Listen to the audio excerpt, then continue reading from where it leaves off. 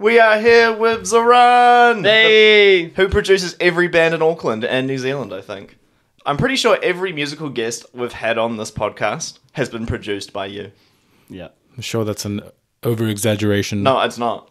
We've had JP from Swerve City. Worked with him, yeah. We've had Chris from Caridian. Yep, worked with him as well. Lee from Crooked Royals.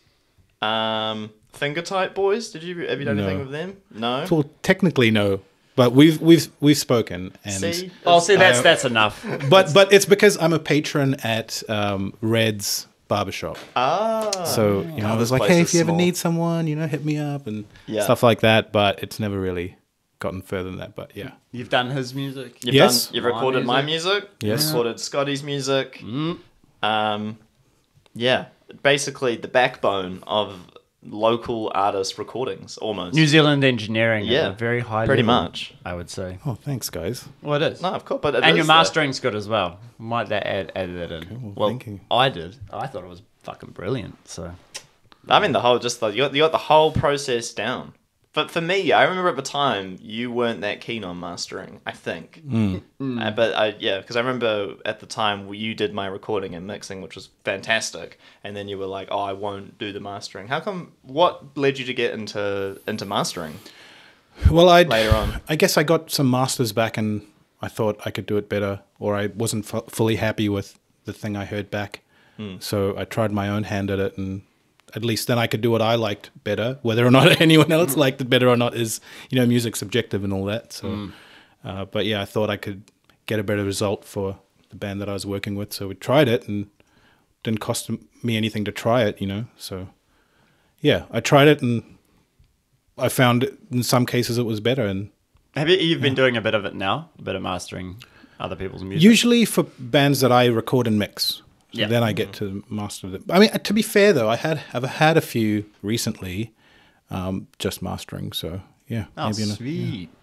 That's all good. But also, massive guitar enthusiast, guitarist yourself, aren't you? I love How'd you get into guitar? Well, I come from a very musical family. My dad plays guitar. My eldest brother plays guitar. My middle brother plays guitar and piano as well. Oh, one of those people. But he's not like he has a normal job. He's not like, okay. Doing it all day. doing it for a living. Whereas my eldest brother does it for a living. He's a professional guitar player as well. And Dad played in bands, and so there's always guitars around the house, and music was our sort of entertainment. And yeah, my dad taught guitar as I was growing up to other folks, and it was just always there. My eldest brother was a really big influence. Like, he was in bands from the time he was about 13 or something, and I would have been 6 or 7 at the time. So just always had other musos around the house, and yeah, it was just very. It was everywhere. Where did you fall into like the heavier sort of side of things? Okay, well, that kind of happened when I was like maybe 12, and I got a mixtape from my cousin. Who's not even a muso or doesn't play an instrument or anything. And it had like all these sort of classic metal songs on it. So it had like Metallica, Megadeth, Iron Maiden, even some like Motley Crue and stuff like that, So like all this kind of like late 80s, early 90s metal and stuff. And yeah, I just liked it straight away. Yeah, that was it. Yeah. Oh, good. That's awesome. So, like, for those who don't know, and now the names escaped me completely, but there was a band you were in the 2000s called New Way Home. New Way Home, yeah. That's it. So that's how I first learned about you, because I remember downloading the off YouTube, Autumn. Oh yeah, right on. I downloaded that song. Cool. Because I was like, this sounds huge. That was probably one of the best recordings I'd heard, I thought, in metal in New Zealand. I thought at the time. You recorded that, eh? Yes. Yeah. And it sounded really huge, and I was like, wow. And then my guitar teacher at the time, John, he showed me another one of your guys' songs. I can't remember what it is. You guys are all in like a tiny room, a music video. Yeah, there's a couple of them. But I can't remember what it was called. And I saw that one. It was kind of like almost Dillinger Escape Plan-y kind of sound. It could have been one off the... is it called Mirror? Yes. Okay. Mirror. Yeah. Yeah, I remember I heard that, and I was like, wow, these guys can do a lot of stuff. And then It's really heavy. Yeah, But it's good heavy. And then because But Autumn wasn't, right? Autumn was like Autumn was chill like as. it was like a really big progressive metal anthem almost. Like very dynamic, very kind of a lot of layers. Yes. Was that the band where you learned how to when you were because you were already recording at the time? But did that kind of like you learn kind of I guess the ins and outs of a lot of things that to kind of where you are now? Like you learn how to do like the layering and textures and. No, I'd say I was doing that before I joined. You're doing that before that? Because I'd recorded a few things before I joined that band. And the boys in the band really liked it, and that was like huge for me because I was a huge fan of New Way Home before I joined. The fanboy that joined the band. Yeah, Yeah. totally. You know, I'd like go to town to Papa Jack's to see them and go front of the, front row and stuff, and like look up at them and Just go, I want to do this. yeah. Next minute, Yeah, pretty much. in the band writing the songs. Yeah, Absolutely. But it was kind of funny with the writing as well, but I'll save that one for later. But I was already like layering and stuff, like doing clean layers under like heavy riffs and stuff like that before I joined New Way Home. So I'd made a few demos and sent. Actually, one of the boys in the band was flatting with another dude, and he heard and said, "Hey, you need to check this dude out." And they did, and they got in touch with me and stuff. So it was pretty amazing. I mean, we'd kind of known of each other before that anyway. Who were you watching in the band? Monk? Christian? All of them, man. I mean, I loved the drummer. I loved all four of them that was in the band at that time. There was the singer, Rich, who I'm still super close with now. We're good friends. Was Tristan in the band at the time? Yes, he was. Yep. Absolute machine of a drummer. He is. And Rom on bass. And Monk on guitars. Who is also brilliant. Oh yeah, they're songwriter, all but- amazing. Yeah, but- man. I think while being in that band, it definitely upped my game, like guitar playing wise, and just playing live. We had the pleasure of like doing some amazing opening slots. Like we'd open for Meshuggah. Yeah. So I could have. How's that? I could have died after that. You opened for Slipknot too. Yes, That's Slipknot. massive. Yeah. So you've opened for yeah. Meshuggah, Yeah. Slipknot. You've also played. Did you guys play in either Indonesia or India? Or No, that was with another band that I was in Oh, okay, right. called Soul State. Ah, they're yes. still sort of going. Yeah. But we did an India tour, which was pretty crazy. Big crowd. That would have been nuts. It was surreal. It was. I mean, I was kind of used to it, right? Born and brought up there, yeah. so it wasn't. But the other guys, it was a bit of a shock, a bit of a wake, How big was the crowd?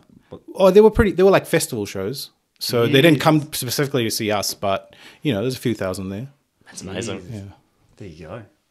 Yeah, because how much India is such a massive continent, so like, well, country, not continent, but where did you go through India? We played the first show in Pune, which is close to Mumbai, where I grew about On the 3 hours. west coast, eh? Yes, it is on the west coast. And it's originally where you're from. I'm from Mumbai. Yeah, and as we called it back then, Bombay. Bombay. That's Yeah. right. Yes. That's right. And- So if I'm not mistaken, if any of your friends tell me that's sort of like not Hollywood, but like that's where Bollywood is, right? Sure is, yeah. Bollywood's in Mumbai, so all the Yeah. films, entertainment industry is in Mumbai.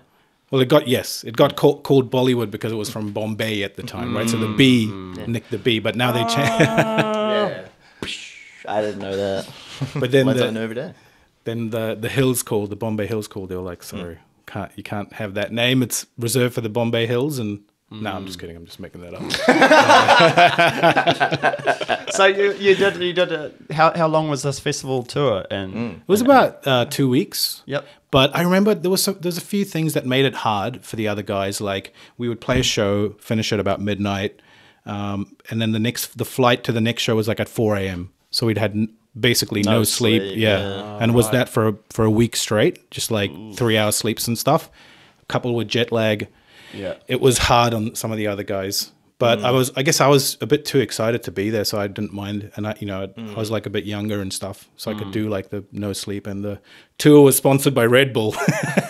So we had Smashing back Red Bull, all good. that's the one. Yeah. Also, you live on like audio engineer time, so Yeah, you're just Did you learn a always- lot from that as being an engineer now? Do you look back maybe for that I don't know, because you're not obviously playing live these days, but if when you go to a show now or stand at a sound desk, do you think of what those bigger festivals were because you've been on the other side of it as well? I know I learnt a lot going away to Homegrown and being on the backside of Tristan's drums. And I was like, wow, everything sounds different on stage than it does front of house. It's completely it's like, well it's different. almost like a shambles. It's completely separate. And Tristan told me that. He goes, "No, don't stand here." Well, because it was like we had one set that was going really good, and he just goes, "Go out and have fun."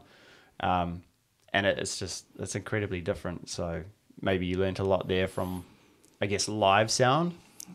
Would you say? Well, you know, I mean, again, growing up in like a musical family, my bro and dad were playing gigs and stuff, so I was like real familiar with that environment, and I almost felt more comfy the bigger the stage was. Like, so if there was like a massive stage, I feel like, hell yes, this is so awesome. And I, you know, run around a little bit and put the leg up on the monitor and shit, you know. But I'd pay to see this guy do it these days. Eh? I'll find you some videos, G. There's a couple of oldies. I'll get you. I'll show you something.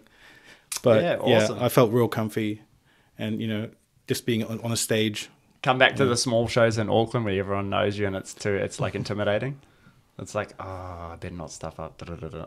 Well, I was my own checks and balance, really. Yep. So I took it quite seriously when, you know, I'd do a warm up and stuff. I had like a no, not CD, but like just on my iPod, like a warm up routine and stuff, you know. And I put my headphones in and warm up before the shows and stuff. So it's quite. And you're more diligent. of a songwriter, like rhythm guitarist. That's 100%, that's what you are. Do you do leads at all? I'd love to be able to play real leads, but I can not do your thing? ambient leads, you know, like not really, like. I'd say you can do leads. I've heard you lead playing. I mean, it depends what you mean define by like leads, right? Because as Slash. an example, like, well, yeah, but also like in Crooked Royals, like, because I've had Leon and like looking at Jake, like that's. But that guy kind of does a bit of everything. But Yeah. his leads are like pretty wild. Yeah. In terms of like the sweeping to, you know, how he navigates the fretboard. Yeah. But I mean, defining like a lead guitar player. I mean, what Kirk Hammett? But it's also like he's just in one scale. You know, I mean, it think works. I mean, it works. Yeah. It's cool. I'm not bashing it, but I mean is like. I don't know, like a lead player is like someone who can shred, someone who can fit the song. Is it someone who can, you know, like as an engineer, you probably have this experience a million times. People come in with a lead part and it's just like a bunch of like noodles. I think, but you hear of even pro solos and stuff being put together like that. You know, the guys they do a bunch of takes and they choose the best parts of the takes. So often enough that happens in actual records and, you know, pro releases and stuff. I don't think having a bit of an editing process is exclusive to anyone, really. So I think, yeah, it's totally. It just depends on the end result for me. Like everything depends on the end result. Like You're very outcome focused. Yeah. Yeah. Yeah. You kind of have to be as a producer. But like, do you find yourself when you've worked with different groups and bands, have you ever yourself kind of got a bit lost in a recording process with a band? Where you kind of lose sight of an outcome? Because for me, like, I only had a few experiences of recording bands. Fuck, I'd get lost. I'd be like, wait a minute, what am I trying to achieve, like, with these guys again? Well, to be perfectly honest, like, I wouldn't say lost, but, you know, everyone's got ideas and you bring it in and sometimes it goes in a different direction and you got to be open to that. And I mean, it's their baby, you know, like you can't be... You're just the midwife. I'm just a midwife, really. So you can't tell them what to name it and stuff, you know. But you can suggest stuff. We'll say that Zorran is very easy to work with if you are a musician and you have worked on music. You should probably go record with this guy because he's very, very easy to work with. 100%. Just don't be a douche, you know. Like if you got a differing idea, like you can voice it. I mean, nothing wrong with. I always voice my ideas, and we usually go back to the originals because I'm ignorant. So that's like, yeah. You gotta. That's the thing, though. It's like you gotta have all ideas, right? You gotta have them all on the table and do them all. You don't know. It's like absolutely and exploring together. You know. That's right. Otherwise, but if you miss something, if you're like, oh, that idea is shit, because that was always something I'd do. Like when I was younger, I'd be like, nah, I don't want to do this idea because this is my idea and it's better. Yeah. But that's not always true at all. And that's something I had to learn. But that's good, though. Like, I think, yeah, also just personal growth, I think, with having trust. Because when I recorded with you, I had a lot of trust. I was like, I'm going to give you full reins. But also I needed to, because it was just, apart from Scotty, who did the drums, and then I had a couple of other vocalists, that was it. So the producer perspective is really important. Because otherwise it's just me. And it's like, sometimes as an artist, you get a bit blocked by yourself. Yeah, I mean, it's a tough balance, like having a third-party input, because music's subjective, you know. What I think is right, what I like could be different from what you like, and I like bands that you don't like, and vice versa, you know. And that's true for any two people in the entire world. Yeah. So it's hard to say, like, this is the only way that we should do it. But yeah, I think at least hear out everyone's idea. And you can have a gut feel about it, you know. You can feel like, I don't know, I don't think this is going to go well, but it's worth a shot. And so, you know, you wouldn't want to deny anyone the opportunity to at least try their ideas. And so your recording process is basically like drums and then guitars or bass and then vocals at the end. Is that the traditional sort of process that you do? I'll take what I can get. Whenever anyone's available, you know what I mean? Like, it's like if someone says, someone says, we got demo drums, but we can do the guitars first, or we got, you know, program drums, let's sort everything and do the drums last. Like was with our album, right? Like with your album, the one we did the drums last. I actually really enjoyed that process, because it was like, well, I did. I don't know if you did, but that was a big day. Yeah, but it was an awesome This guy smashed out a whole day. That was one of the most fun experiences ever. Fun. But you know why? Because I did nothing.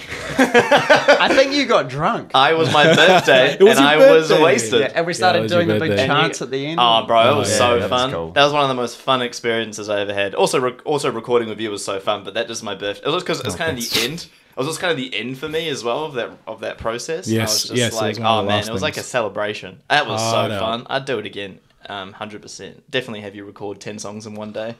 This guy did 10 songs. 10 songs in one day. And drums. we'd booked 2 days, right? So we'd had the next day available to us. I just kept going. I remember there was a point in the middle. You just sat there. And do you want a break? I was like, nah, keep going. Just keep going. You keep going. I'm just there, like drunk, like, it's a good time. Just being an idiot, but and then I think I have that jam of you guys where when you're on the piano and Zorran's on the drums. I think I have that locked somewhere.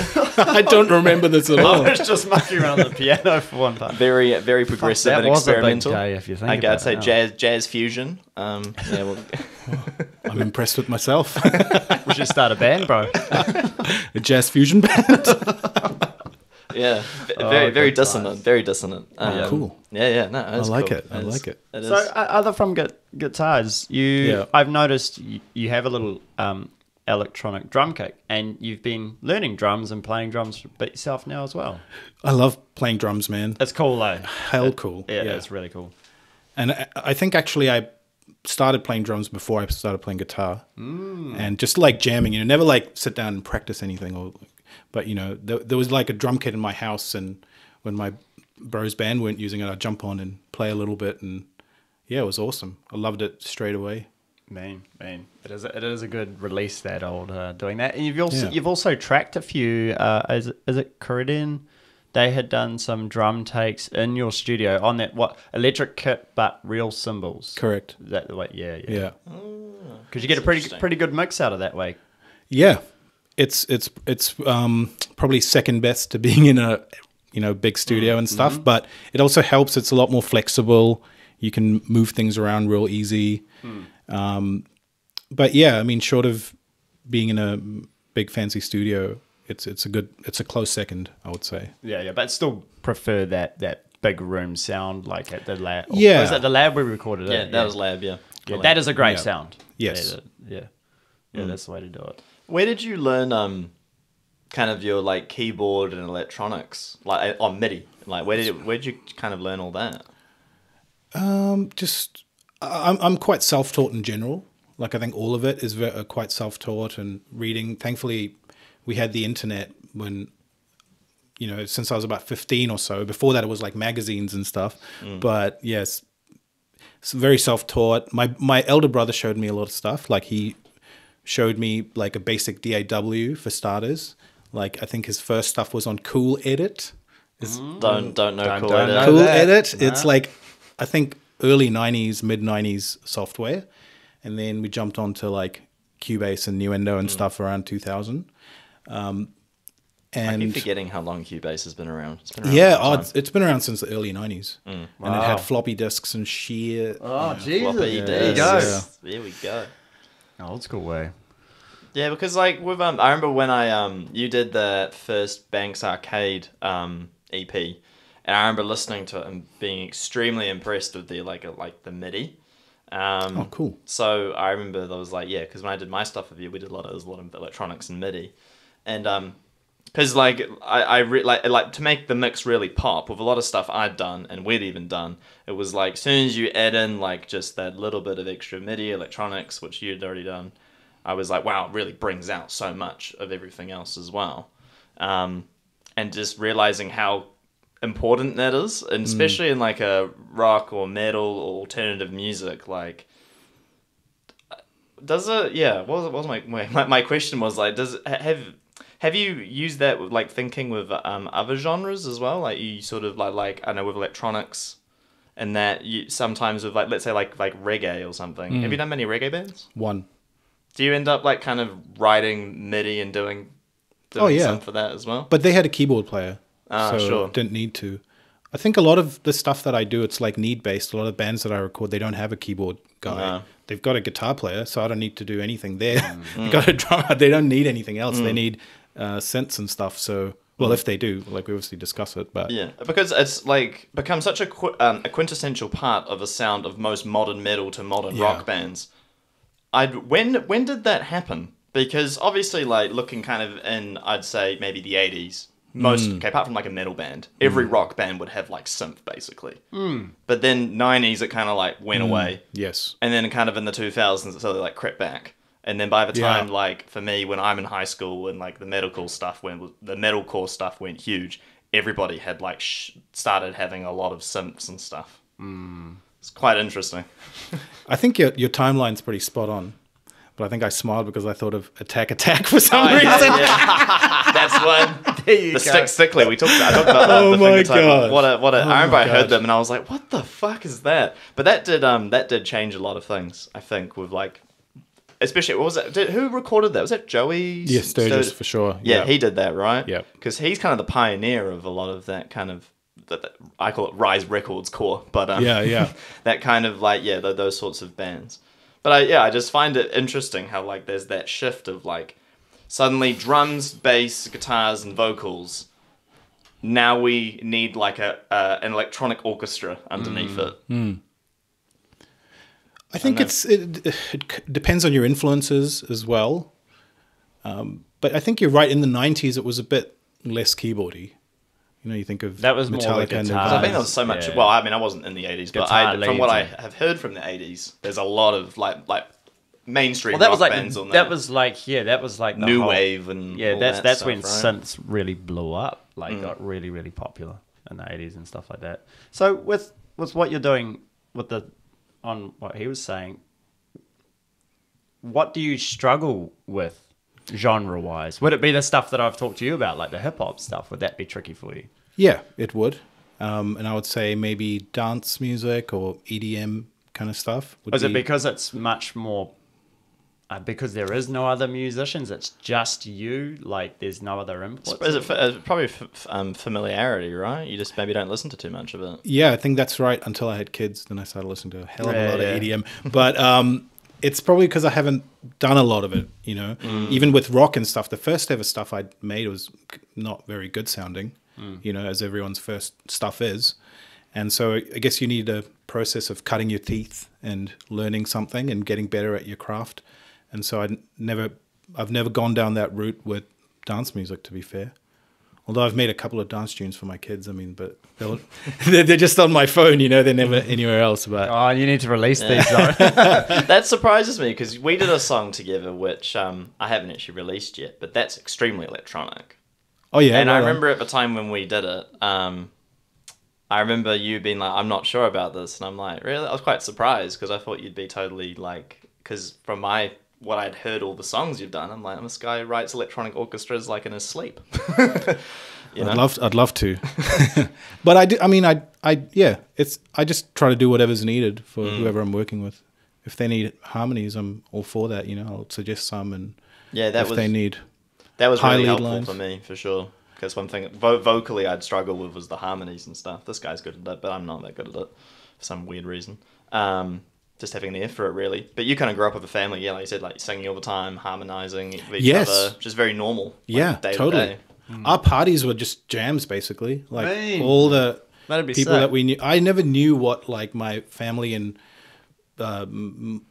parents' friends did for like work, but I knew what songs they sang. You know, this is the song that he sings every party. That's kind of cool because you were like you were destined to fall into the role that you're in. Like I think it was like just something you enjoyed, and then it became your income, which is like really cool. I mean, I've kind of done something similar with the surfboard thing, but yeah, yours is like really cool. I think that's awesome. I'm so grateful, man, because not only do I get to do something I love, I get to live in a country like New Zealand. You know, coming from India, which is very competitive, and you know, the air is fresher here, the skies are bluer, it's a bit quieter. You get a work-life balance. People, you know, don't expect you to work 12 hours a day.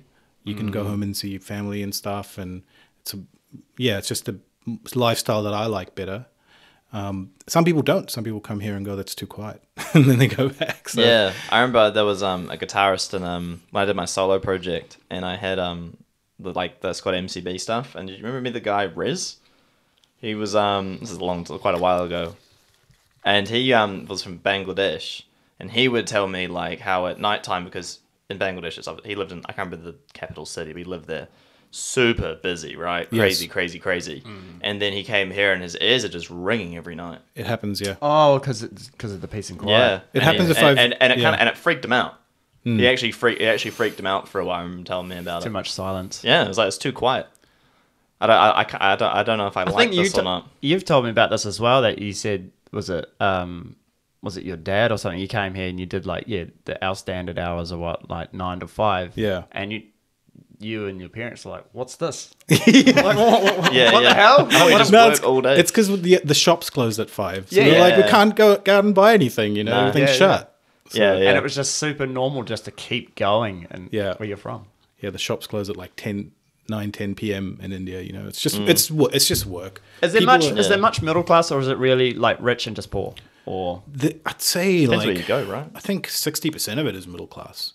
okay, And maybe That's a lot. Yeah, and I'd say then maybe 35% of it would be poor and 5% rich. Especially from what I understand now with the economic development of India, it's become a lot of it's become very sophisticated, and there's a lot of money in India, and a lot of people are investing. I mean, from what I understand recently, with like of America putting a lot of money into production in India specifically. So, from what I know from some Indian friends I've got, they will tell me about the industries that have popped up and just more infrastructure and more work, and just people are more well off in that, which is really cool. I think it's really great. But it's on a country of that amount of people, like what is it, 1.8 billion or something like that? Yeah. 1.5, 1.4, yeah. What was the main reason moving to New Zealand? My parents wanted a better life for us kids. Oh, so there's awesome. 3 of us. Yeah. And so she was maybe worried that I wouldn't find my way over there or something. You know, maybe she knew I wasn't too keen on an academic route. And but she wanted my mum mainly was the driver behind us moving here. And what age? I was 18 when I moved here. Holy. Yeah. So that's a bit of a So shock. I've done my schooling and everything. Yeah, but you were speaking English. Yes. Yeah. But not in a Kiwi accent. It was in a very Indian yes, accent. yes. Yeah, pretty much like that. Yeah. Did you are you fluent in Hindi or like Man, that's funny. I'm not super fluent, or but Gujarati? That's the other big one, eh? that's a state like that's if you're in the state of Gujarat, it's big. Ah, okay. So there's like 25 states. There's so many different languages. Yes. So there's an overarching national language, which is Hindi.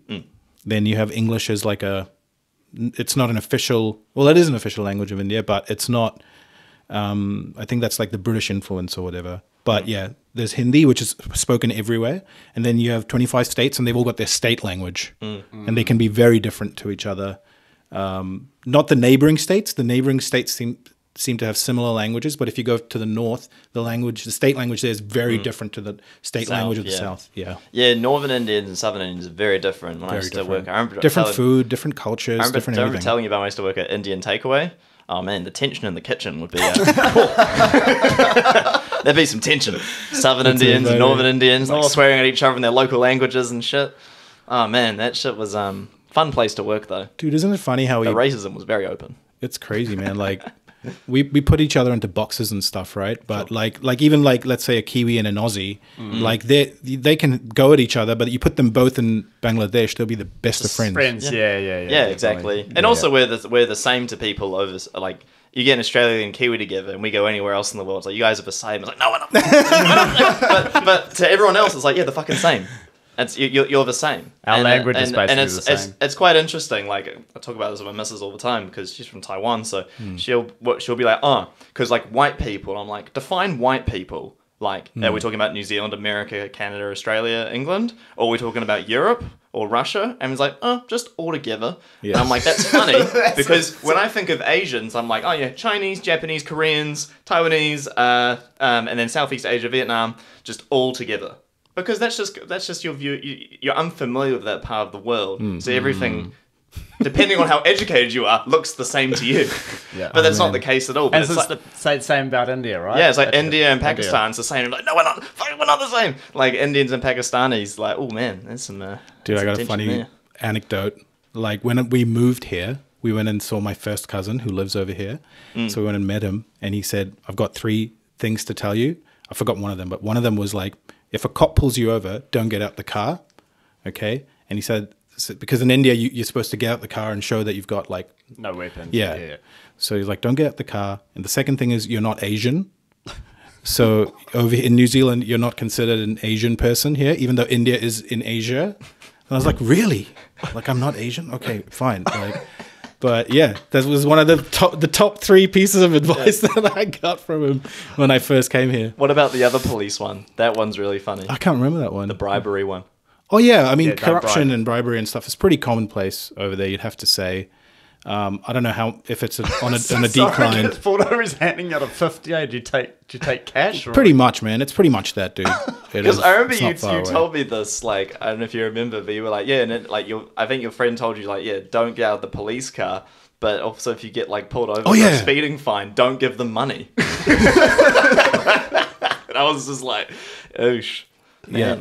Different. It's like you can't bribe them or anything. Yeah, no, anything over it is unfortunate. I wish we could. Oh yeah, it's 50 bucks. Man. I mean, I'm joking. Oh, okay, I'm fucking around. But it's just funny shit. Like it's just like again that sort of difference is like it's very different of what's normal or considered to be okay in one part of the world and the other part of the world is really not. I always find that stuff really fascinating. Okay, to live music, do you haven't been in a band for 10 years. 10 years. Do you miss playing live shows? Or do you just go, it's a lot of work? It is a lot of work. I miss putting out my own music. I'd love to do that. And I didn't like release it apart from New Way Home. I would put it up on like, SoundCloud and I've heard some, but I think you sent me a link and I've listened to some of your solo stuff. And I'd put it out there and there were people all over the world listening to it, and even guys who got in touch with me have now gone on to be in like, successful bands and stuff, and we're still sort of in touch and everything. But, when I'd put out stuff on the internet, like the guys who are now in Periphery and Tesseract and stuff like that, we would like chat on MSN and stuff, because you used to be in touch with Misha, right? We're still in the very early beginnings. You guys still talk and stuff? Yeah, we still talk, awesome, man. Awesome. But not heaps. Like we're not buddies or anything. We don't send each other coffee packs or anything. But we're still reasonably in touch. And he's so sweet, man. He's really nice. He hooks me up with some stuff, and guy's very, very. He's very genuine, man. He is. I mean, they all seem to be. All those guys have like their own like businesses. They all have like their own brands, and they're all incredible players. It's pretty incredible. It is. And then you watch their making off docos, and it's such a great vibe. It's such a chill. You just want to go there and be a fly on the wall, Over there, it seems like a great place. Would you do live music? Would you get in another band? Would you do another band, or is that just something you're just because you are surrounded by music and recording this is your life. Like, then you see the live stuff. Do you go, oh, I actually, because you have done it and on quite a grand scale, do you miss it? I missed that part of it. I miss playing to thousands of people. That would be cool. I miss the bigger gigs for sure, man. I'd love to do that again. Not even I've done that. I think the biggest gig I ever played was my high school. Sort of as That's pretty cool. My whole high school, I played bass in a band. It was pretty cool. But yeah, I can only imagine like your own original music you've written and going out and playing in front of a few thousand people. I can't even imagine to think how amazing that would be. I mean, even when we played, like playing at 50 people going losing their minds, that's incredible. It's one of the best feelings in the world, 100%. So I can only imagine like that must be crazy. I miss that stuff. I miss playing live. Yeah, I do as well. I mean, that is always it's one thing I've found. It's always from drums, being a drummer to a vocalist. I say this often. It's much more fun being a vocalist live. Really? Oh my! For me, sorry, I shouted. I didn't. No. For me personally, because. Compress that shit. So don't worry, don't worry, bro. Those compressors are in. Sweet. They're already in, bro. Got those limiters on. Don't you worry. I'm going to be checking for this shout. Yeah. Did it peak? Did it distort? I can tell it hasn't distorted, but No. I just felt like I shouted it. No, it's all good. You can shout if you want. It's just got that limiter on, bro. Oh, sweet. Don't you worry. Hey, I know a couple of things. I know a couple of little things. I don't know much, but I know a couple of little things. No, I know you do. Yeah, that's cool. No, I always find that it was because playing drums, I found like when we'd write songs, I found it a lot of fun writing songs on drums and guitars because you kind of get to hash it out, go through your ideas. It's a really cool, for me it was, and probably for him, it was a really cool idea, fun and all this sort of thing. But writing vocals was always super tricky. But once you'd done the vocals, I found it so fun live, and especially if you did a cover, because you can really just palm the mic out to the crowd and all that sort of thing. You really get to like enjoy it and march around and be that. I mean, you have that personality though. That's I really enjoyed that entertainment side of being on stage. Whereas I know it's like when you're playing drums, you're like, don't fuck the song up, don't miss the time, don't drop a stick. You know, and someone snaps a string on the guitar and you see the poor guitarist go, oh, shit. Like, you know, whereas a vocalist, it's a ton of fun. And that's the part I miss. If I was to do it again, I'd be on vocals. Drums. I'd almost imagine it would be the opposite, you know, because vocals, like, you know, your voice can be good. You can have good days and bad days and stuff, you know, and it can affect how you go for it. True. Yes, you do. You know, but like I guess with drums as well, you're like people are moving to your groove and stuff. It's a bit more like of a primal thing, but yeah, true. I'd almost imagine it'd be the opposite, but no, that's fair. Like everyone's different, you know. Yeah. I mean, the genre that I did was a little bit more rap, but yeah. Oh yeah, of course. Yeah, so that was much more. It probably suited my personality, so it was super fun live. Yes. I can imagine for like a singer that's singing belting big notes, if they have a bit of a sickness going on, it's probably not ideal. It's not fun. Yeah. I mean, yes, you've done a lot of singing live. So. Yeah, bro. If your chakras aren't aligned, yeah. You know, if you have a headache, it can affect stuff. And it's funny because I remember before I sort of started singing, and you hear all the little story, singers about like I'm having my off day and that, and I'm just like whatever. And now that I came to sing, I'm like I get it. Yeah. When you have that off day, it's like need a rest, like got to rest the voice, got to look after it. It's a muscle, got to train it, do the warm ups and everything. That's a massive part.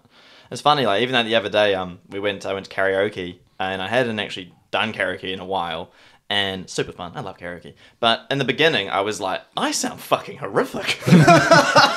And then after a while, because I hadn't warmed up, and then I was like, and then my girlfriend was like, you sound really good at the end, but the first part was bad. I'm like, yeah, I really have to warm up. But what songs did you choose? Oh man, I was like all the pop punk classics. Oh nice. I was going down all that, which is kind of what my singing style. I can do a lot of that, or like kind of some of that rock stuff where my voice sort of fits.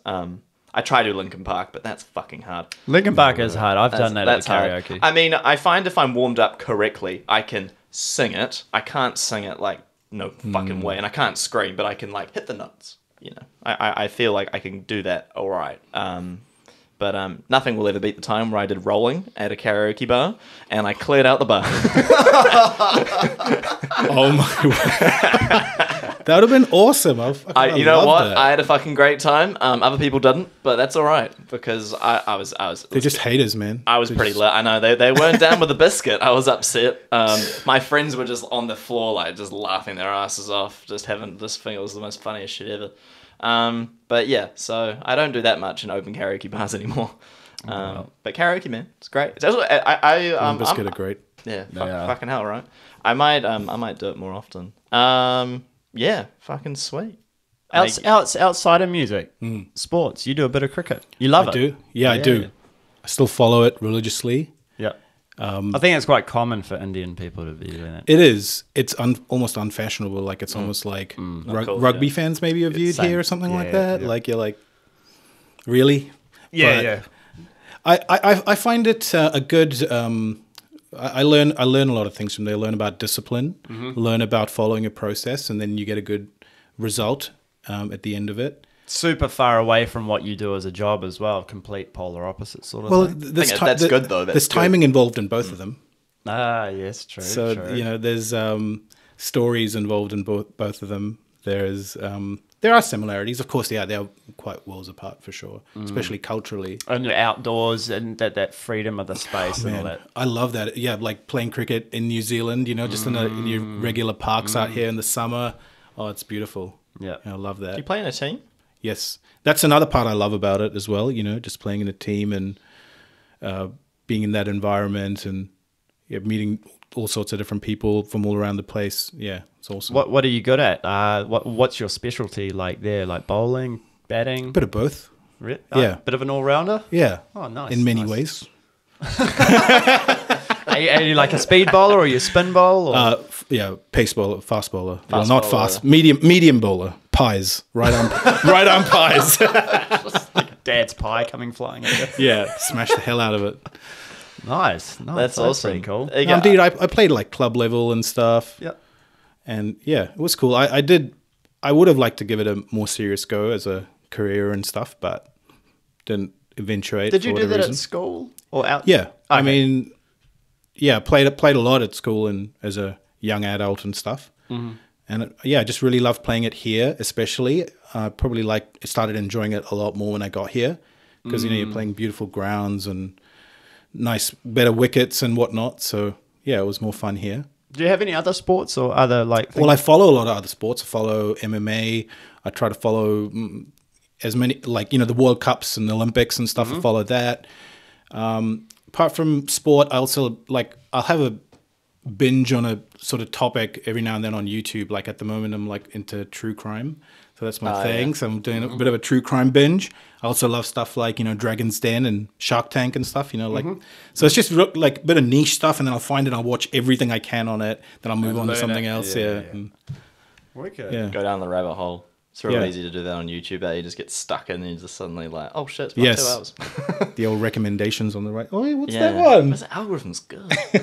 You must be. It knows me. You must be pretty proud that a couple of bands that you've worked with are playing a live show with Northlane coming up soon. So we've got. Dude, I look forward to that. I love Northlane. I mean, you will be there, I'm sure. 100%. Yep, that's that'll be good. And bands you've worked with opening for them, which is a brilliant thing as well. 100%. I mean, I think the opening slot is one of the best sort of gigs you can play. Yeah, in New Zealand. I think it is too. The lineup is looking freaking amazing for that. So that'll be a good. Yeah, thing. I would love to go for that Palmerston show. Where it's 6 or 8 bands and Northlane. Is it in Palmy or is it? It's just out of Palmerston. No. New Plymouth. New Plymouth. Yeah, Sorry, it's just out of New Plymouth. Yeah, but Crate Day. Yeah, Crate Day. Yeah, dude. Carillion and Crooked Royals. And there's a few others I can't remember off the top of my Is head. it Elodie in there as well? I heard the name. Pull Down the Sun. Are they in there as well? Pull Down the Sun. Man. Yeah. They've got a gig on tonight actually at the Ding. What? Really? Pull Down the Sun and Carillion. Yeah. No way. Yeah. Tonight. Yeah, tonight. What do I not know about this? Yeah, sorry. Because Chris asked me. I was actually going to ask you if you wanted to come, but you might be busy. Nah. But because that's on tonight. Yeah. Who's playing? Carillion. Definitely Definitely not going. That's definitely the band I've seen play live the most. But I never get sick of them. They're always great. I love those guys. They're fucking awesome. The workhorse of New Zealand. Oh yeah, my god. They are. Oh man, what a Do you enjoy? You must enjoy working with the Caribbean you've boys. worked with them. You've for worked with them so long now. Yeah. Yeah, we hit it off, man. Like, I actually hit them up, though. I hit them up when they were like a 3-piece instrumental band. And Chuck they didn't Norris, even have right? a thing. Yeah, Chuck Norris. Jam, Oh, man. wow. I was like, Yeah. dude, you guys sound awesome. I'd love to work with you and stuff. And then when they finally decided to, they had a singer and they sort of changed the sound a little bit. But it's cool. We sort of hit it off straight away. I think their first song that we did, I still really like that. Blind Faith. Yeah. sounds cool. Yeah. You were in the video. Yeah, I was. I also did a split. We also did a split when Anna Moya. We did a split We with did. them. That was awesome. Yeah, I love that song. I It's a fucking sick love song. that song. That was It's so fun to put together as well. We're man. kind of tied with, like, we're tied to Caribbean and We are. in a special little way. we are tied to them, and like it's great. I love. Yeah, I mean, Especially that song, Yeah. the Blind Faith thing. So, yeah, I still dig it, man. it is. It is. It was good. fun, like all the guitar layers and stuff that we did on that. But we tried to make the guitar layers not be too apparent, so it should still sound like one guitarist when they play it live. Yeah. You know, but then you still got to make it. You still got to fill it out on the recording. You know, so we try to make a balance of both. Sometimes you can be like, I don't care if it's an extra layer. We'll put it on the backing track and stuff like that. But this time we were like, no, we still want it to sound like one guitar. So yeah, that was really interesting. They sound like one, but then you split it up. There's actually like 10 tracks of stuff. I could 12 tracks I of could stuff. ask you guitar questions, but I feel like it's really stupid for me to ask if like favorite guitar, favorite head, favorite, you know, like, Did you say favorite head? well, you know, amp head. Amp head. Yes. Well, I mean, I What's your favorite tuning? Da, da, da, da, you know, it just goes on and on and on, doesn't it? He should be asking these questions, not me. by all means. I don't want to bore you. Nah, hell, No, dude. you two, like, yeah. well, what? Because every time I've gone to yours to record, you'll be like, you have some new either guitar or Yeah. like, You're always trying out gear. You're always Yes. trying out gear. Yeah. So fucking cool.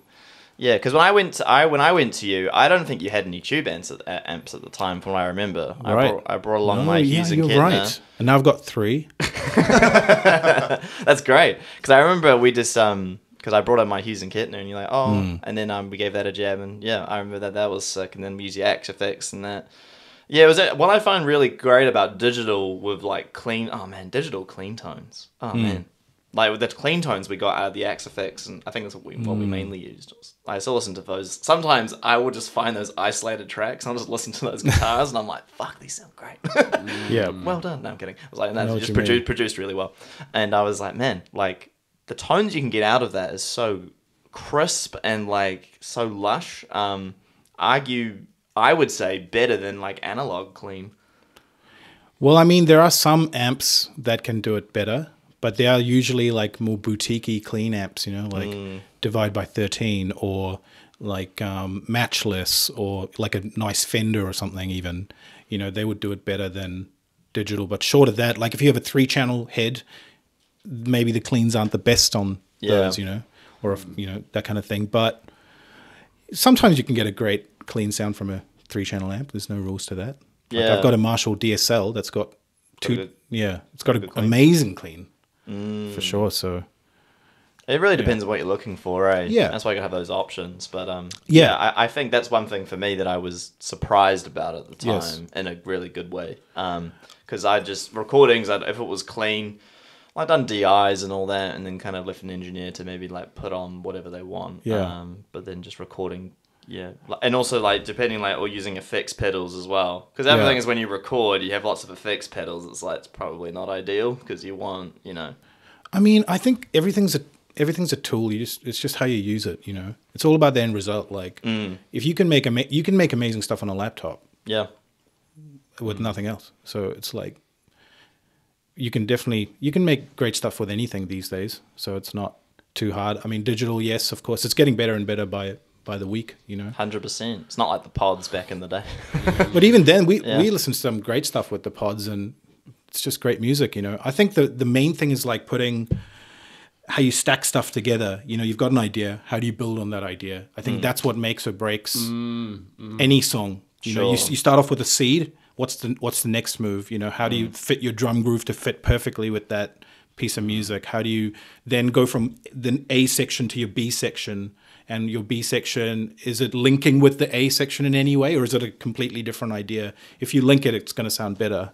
Yeah. You know, so just stuff like that. Like, you know, like Tool is a good example. You know, they have a seed and then they expand on that seed, and it's all very interlinked, almost too interlinked at times. It can get boring for some people. Yeah. But I wasn't a massive Tool fan until I saw them live. And I was like, oh my God. I almost thought it was too perfect. And then I saw them, I was like, actually, they're kind of perfect, but it's just that's just how they sound. Yeah, it's just how they are. Yeah, these massive tangents. Yeah, Tool's come up a lot on the podcast. It has. Not just between us, but with even other people I've brought on. It's a common theme for a lot of rightfully bands. so, though. 100%. Oh, no, sure. But it's always interesting, like, how would I say, Tool fan base is very, like, much wider, or people who've listened, especially any rock musician has listened to Tool. Doesn't New Zealand have the highest per capita Tool fans? Oh yeah, we do. That explains it. There we go. Yep. Interesting that. Yeah, it's all that weed smoking probably. also good weed in New Zealand. Got that good weed. Oh yes. Any like real funny stories that you might have from recording? Or anything funny that's happened in recording, and you're just like, what the hell is this? Or that you can say. You don't have to say someone's name. Probably there was this guy Scott that came in and tried to rap. Fucking loser. No, man. I mean, honestly, I can't think of anything like funny. I guess if something unfortunate happens, you try and help someone. And I mean, I know I'm shitting on your question a little bit, but I remember I can't think of anything I remember funny. the story you told me. I just remember now. It was like you told me a guy came over, and then you're meant to record something together, but all he wanted to do was like play cricket in your backyard. I don't know the guy's name. Well, it wasn't exactly that. That isn't all he wanted to do. But I remember you kind of told me that. Sorry for dropping in the deep end. Did he pay you for playing cricket in the backyard? That's the dream, isn't it? Professional. He came for cricket lessons, not music recording. No, well, he just wanted to take heaps of breaks and stuff. You know, okay, right. Yeah. But yeah, that's not like a funny. That's kind of cool, though. I mean, as long as you're getting paid. It kind of bites you at the back end because you're still supposed to get the thing done by a certain day and stuff, and you can't procrastinate forever. You know, I think I learned from that. Yeah, just like try and keep it on track a little bit. You know, you can't leave it in their court completely, especially if you know it's not going to work out. You try and put a word in, and I mean that's just a 1 in 1,000 case, man. Like no one, I don't know anyone else like that. I only just remembered it. I just remember like that was quite funny. Obviously, I'm exaggerating the story, but I'm just like, I don't know. Just like, oh, we had a record, and it's like, oh, should we have a cricket? Yeah, just. But it's like paying someone to do something. It's like the plumber comes over, look at your toilet, and you're like, yeah, should we go get a coffee? And then that's kind of what I compare it to. It's before you fix my toilet. Yeah, before you fix the toilet. Want to watch a movie? Yeah. I don't know. That's kind of what I think. It's just funny. Oh, that's gold. It's just like pay for a service, and it's like, oh, nah, let's go do something. Yeah, it is weird to think about it. But I mean, I definitely sort of didn't fully stop him at the time. I was like, yeah, sure, whatever, you know, let's go chill at the back or whatever. But I don't know, maybe he was going through something, you know, and just needed to go at a slower pace. Yeah, everyone has their ways about getting around to recording. I mean, you are very easy to record with. I'll say that. Easy. Very, very easy. And you've always said to me as well, like, I was always quite honest about things, and you always appreciated it. You always said, yeah, I like that honesty. If that sounds like you don't like it, let's do something else on it then. I think I love people like that in general. You know, like people who being are creative, basically. Yeah. But sometimes, you know, people can feel like they can't say what they really think and stuff. But I like when people are just honest, and it can sometimes take you a minute to just get used to the way someone talks. But then once you're past that, there's just gold there, you know. And just gotta. You'd probably hate it if someone just held back from saying something like, I don't like this, and they just went, yeah, cool, and then walked out and went, oh, damn it, you know, I don't really like it. And you're going, tell me if you don't like it. Yeah, for sure. Totally. Yeah. I mean, to be honest, like, I do that sometimes as well. I'm like, nah, my opinion's not necessary here. You know, sometimes it's held me back personally as well. So I'd rather someone else than do that, if that makes sense. Yeah. Because I remember when I recorded vocals of you, I was like, you really need to tell me if this is crap, because I think a lot of it might need to be changed. And it was great. got the best results. Yeah. You know, those but you don't critical need to be a feedbacks douche that- about it, right? Like if No, if you it's just like critical feedback, right? Yes, it's like exactly. it's like this could be better, and I'm like, all right, cool. What needs to happen? Well, this. All right, cool. Let me go work on it. Yeah. That's I think that's the best. Yes. But I mean, I think some people can struggle with that process. Yeah, man. For sure, taking on the feedback, take it very personally. Yeah. But it's music, you know. You want to make the best. You want to make it the Yeah. best. What's your plans Absolutely. moving forward musically? Like your studio, and are you like doing bits from film or ads or Nope, none of that. none of that stuff? I would like to though. I have thought about it in the past, like doing more ad work. I got a couple of ad jobs, and they've always been great. And you know, like I guess when you're younger, you're like, you know, ads are uncool or whatever. It's like for whatever cover reason. band or yeah, something. something like that. You know, it's weird. But Is that the cover band equivalent of being an engineer? I'm doing ads. it or a almost- musician, you know, like yeah. Yeah. It's like, making music for an ad or like recording an ad. It's like, you know, I record all this metal stuff, but you know, Bunnings wants an ad done, so It's just it's great work, good money. You know, they don't want the next Tool song. They want it like short and sweet, and to the point. They want something that pops, so it's fun and it's quick, and you know, you're generally working with a couple of other people, so it's a sort of good vibe. And they expect it. They start in the morning, expect it to be done in the evening. So you know, you're just kind of going with the flow a little bit and not overthinking stuff too much, and enjoying it a lot, and getting paid 5 times as much as you would by like, oh sorry bro, we can't pay you this week. Thankfully, I've not had too much of that, to be fair. That's good. I think I've just had good luck. Yeah, a lot of recording guys I've heard have had that experience. Yeah. For sure. Being like, oh, like, I don't get paid till like next week, but I know the project's done, but you know, like maybe I'll do it. Like, fuck. Unbelievable. But you're quite busy now. Like generally, you've stayed pretty bit. Yeah, you've always stayed been busy. pretty Dude, busy. it's a miracle. I don't do much Hey like man, marketing the and quality stuff. of the work though, right? The Yeah, quality of the quality of the work. sound. I'll say that The quality of the work. You do get like everything sounds. We've talked about it, I think, with like JP as well. He sort of said when you record with you know that you're going to get a massive production. Like that's just general. Like the whole thing's just going to sound big, which is always good because it's some people recording of us. Oh, how do you want your drums to sound, or how do you want the guitars, and it can kind of get thrown off between the musicians. I always just thought just big. That was always my thing with drums and vocals, just big. But you know big. what? I do ask the bands that. I go, what are your favorite records? What are your favorite drum sounds? What do you want to sound like? What do you like? What do you not like?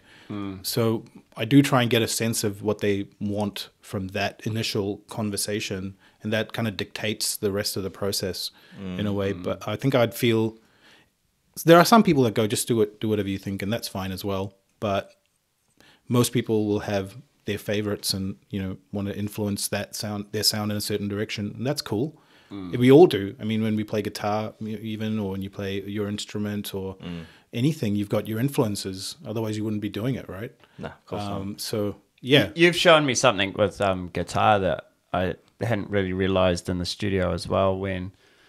Because I being a drummer or doing vocals, like I'm completely out of touch with guitars, really. And I'm like, oh, we need to do like drop tuning. And you've always gone, bro, I can make like just a slightly dropped tune sound massive. And I'm like, what? Like drop D or whatever. And you go, check this out. And it's like, and I'm like, what tuning is that? And it's like that's not actually super low, and you can make it sound massive and punchy. It is how you play it, you know? Yeah. It's like I was watching this Limp Bizkit video the other day where he was like, they were playing the start of break stuff, you know, and he was just like playing the riff without the rest of the band, and Fred Durst was like dissing some other people and stuff while he was doing that for like a minute, but just listening to him play the riff over and over for a minute without any of the band, it still sounded mean and menacing, and you know, it still had a vibe, but it was like it's the simplest riff. So simple. But the way he I think plays it's it in is like C# awesome. standard, I think. Yeah. That's what they play it in. It's not low at all, It's is not it? that low. Nah.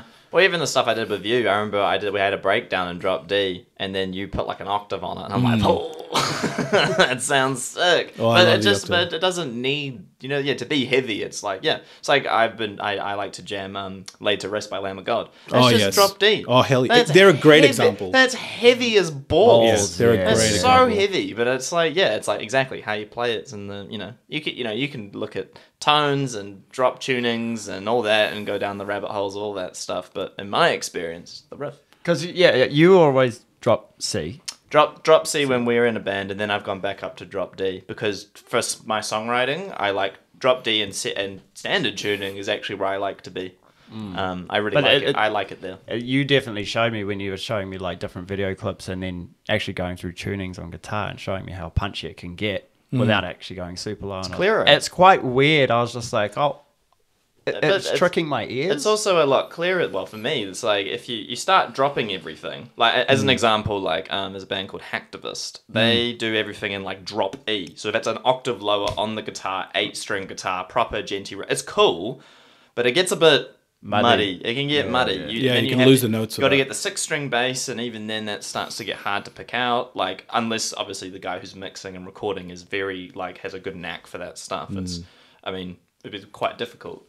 I think that's where digital comes in as well. Digital's good at like that super low stuff. It's not as big and loose. It's all tight and together. I mean, but I like all sorts of. If it's something's in like low E or high E, like you know, as long as the riff's good, right? Yeah, as long as it's good stuff, you know. Like I like Meshuggah and I like Coldplay. You know, they're like. I was thinking about it because I was listening to Meshuggah the other day. Believe it or not. What tune do they play in? Who, Coldplay? No, Coldplay in East End, I know that. I used to play Coldplay in a cover band. But Meshuggah, that's drop. They do quite a few like lower tunings. They do drop C generally as well, 8-string. right? They do drop C as well, don't they? Or they have done drop C. Or have I just made that up? I know their first couple of albums were like drop B standard because they had 7 strings, and I think this is like the early '90s stuff. Destroy, Raise, Improve, and I think that album was B. And then I think since then they've just gotten lower and lower and lower. I was watching some like of that Deftones did that old footage of like them making that in like 91, 93 and I'm just like, that's how long. And then I started thinking to myself because I was listening to some Meshuggah and especially just Bleed, okay? Because Bleed's like their famous song. And I was just like, if someone ever asked me what's the most heavy metal song that defines heavy metal, that is heavy metal from start to finish, and I would say Meshuggah Bleed, just based on also their years of being that sound than their own genre, and they've done. I didn't realize it was like the early 90s. I was like, I think they got together in like 88 or 89, right? They've been around forever. Yes, bro. And so like that to me, that is the epitome of heavy metal. Is I'd just be like, go listen to like Meshuggah Bleed, and that's heavy metal in a nutshell. It is a very almost like a easy to understand rhythm. You know whoa. So there's a kick drum over there, but you know the rhythm, right? Like it's quite relatable in a way. So I can see that makes sense. Yeah. I think we're running out of time a little bit, so we might have to get to our quick fires. Quick fire. Yeah. Let's get nerdy. All right, bro. All right. As a recording engineer, you deal with plugins and all these sorts of things all the time. Yeah. What is the quintessential plugin you could not like just audio tool you could not live with if you had to choose one? Channel strip? Is that allowed? No. Okay, let's say you have your DAW, and then you have like it only comes with one plugin. What do you choose? A channel strip? So channel strip? Yes, because it's kind of a cheat answer. That is a cheat answer. That's why I was like, as a compressor or limiter? It's got a compressor and an EQ. So I mean, it's got a 2-in-1 at the very least. Okay, right. Okay? And then some of them have got the limiter and the everything. Some other stuff. So channel strip, which contains a compressor and EQ. But if you had to ask me, what would I choose between an EQ and a compressor? That's a tough one, but I'd probably take an EQ. Yeah, sure. Yeah, sure. Okay. Let's say an underrated guitar brand. I like to ask this one. Schecter? Yeah, I don't know much about guitars, but you don't think actually they are very nice to play actually, but you just don't think that it has enough publicity or like people don't utilize it in the way it should be. No, I just think they maybe get a bad rap or something, you know. But I think there was a time maybe around 2010. After that, every Schecter that I've played has been awesome. It seems really good. I think maybe before that they didn't have the best run or something, but I don't know, for whatever reason they were thought of as maybe a new metal thing or something. I don't know. Now that's cool though, but yeah, new metal's cool now. Hell yeah. So maybe that's why they've come back. But no, yeah, you know what I mean. Like I think they had a little change somewhere around 2010, and they've upped their game a lot. I think that helps. But yeah, they seem really good to me. Underrated guitar. I mean, you couldn't really say Fender or Gibson or anything like that. Oh, I mean, you can if you want, if you believe that. I don't mind. No, that's fair. Well, yeah, I'd go with chick though. Chick I though? mean, yeah, underrated. What's a overrated piece of gear in general? Doesn't have to be guitar. You reckon a piece of gear that people use in recordings or in bands, and everyone's like, "Yeah, this is great," and you're like, there's better versions of that.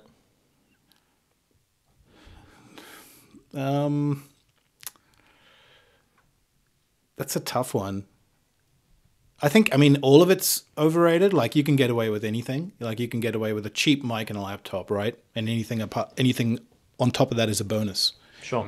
I would take this mic and a laptop and be like, yeah, we can make a cool song with that. Let's go. Right. But Yeah, that's fucking cool. yeah, anything on top of that. I mean, everything.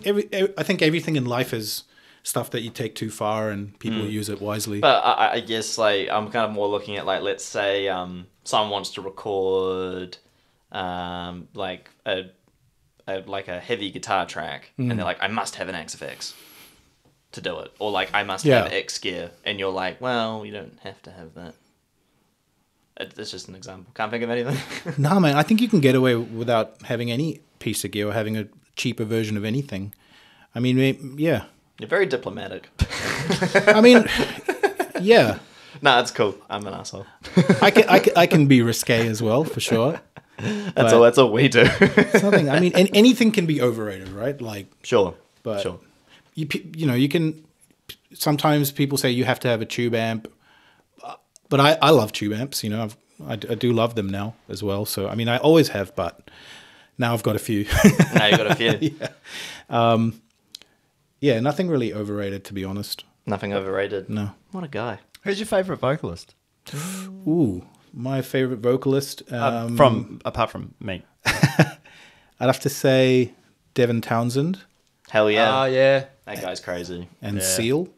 Seal. Wow. That's right. Really? You told me about that. Yeah. Love Seal. He's my top 2 and maybe top 3. Is that just because of his songwriting? Bit of both. I mean, I love the sound of his Seal records. You know, they sound pristine.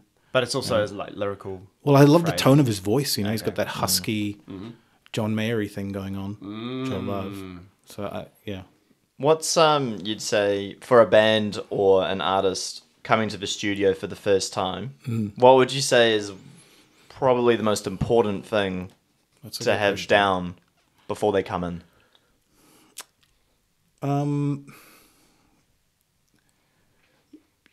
I guess just being able to play the parts as best as you feel like you can play them. If you feel like in your heart, like, shit, I could do this better, then, you know, maybe you can practice it at home. So just be as well rehearsed as you can on your stuff. Yeah, that's really it. Like, you shouldn't come in there and feel like, shit, like, I can't get this right or something. I mean, sometimes it takes a few goes, don't get me wrong. You know, 20, 30 takes, 40 takes, that's fine. But if you can't get it in 40 takes, then, you know, you need to do those 40 takes somewhere else. Not in the studio, you know what I mean? But I don't mind that, but it's gonna be counterintuitive. Yeah, 100%. Gets in the You're here to get the best result. Although the Not only here to thing- practice. No, you're not here to practice. Except vocals, I would say, because sometimes, like, I think vocals need the most takes to get the gold, you know, sometimes. And I mean, it's funny how many times you go back to the first few, but yeah, with vocals, I'd say that's the exception. You need to have all the options, right? Yeah. Vocals And is you all wanna- about options more than probably other instruments in the studio. Yeah. It's a lot more nuanced, and I mean, there's a lot more variables with each take. Sure. Cool. Favorite cricket player? Sachin Tendulkar. I know that, man. He's like a 90s cricketer, 90s, 2000s, but he was like an artist, man. You would just watch him bat. You wouldn't care about the score and who won and who lost. You just want to watch him bat because he had he was very easy on the eye, you know, in a batting. Yeah, just loved watching him. I'm going to go check that out. Watch some of that now. Since you got kids, what's your favorite Disney movie? Moana. Moana? Yeah. Wow, there you go. I love it. It's a great story, and I think you can, you know, it's about doing your own thing, carving your own path. Maybe sometimes going against the grain a little bit. People telling you shouldn't be doing it. You know, go for your dreams and stuff like that. So, yeah, Nice. So heartwarming. I like it. I mean, I like brought a tear to my eye. I like I like a lot of the Disney stuff, to be honest. Like I do like Frozen and everything. I like Let It Go, man. It's a great song. Like, oh my god, it's prog. Let It Go is prog. Is it not? I mean, it kind of is, right? It is. It is. It is if you think about There's it. not enough Yeah. sweet picking on it, but yeah. There's I no mean, odd time signatures. It's all 4/4. Yeah, it's all 4/4. But it goes into so many different directions, and there's like little does. bridgy sections, and it's got about 10 different sections in it. Damn. And you know, it's Yes, got cool. a build, and it's got a breakdown and everything. It's so prog. That's awesome. Disney prog. Disney prog. Let it go, prog. Oh, sweet, man. Hey, have you got anything else you want to add? No, that's pretty much it, man. Awesome, bro. Do you have anything you want to... I mean, obviously, promote your service, of course, in Yeah, Auckland. talk to me.